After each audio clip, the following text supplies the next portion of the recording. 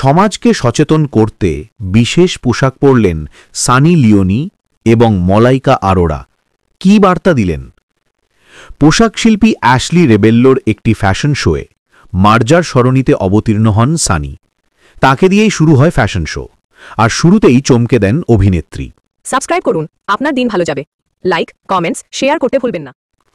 এইডসের মতো অসুখ নিয়ন্ত্রণ করতে দরকার সামাজিক সচেতনতা, আর সেই সচেতনতা বৃদ্ধির স্বার্থেই একটু অন্য ধরনের পোশাক পরলেন সানি লিওনি এবং মলাইকা আরোরা। এক ফ্যাশন শোয়ে ওই দুই তারকার পোশাক নিয়ে তারপর থেকেই শুরু হয়েছে আলোচনা। সানি র্যাম্পের মাঝপথে দাঁড়িয়ে আচমকাই স্কার্ট খুলে ফেললেন। দেখা গেল বেলুন স্কার্টের নিচে তিনি পরে রয়েছেন একটি মেটালিক মিনি স্কার্ট, যার চারদিকে ঝোলানো রূপোলি বরফির মতো নকশা। আসলে সার দেওয়া কন্ডোমের প্যাকেট।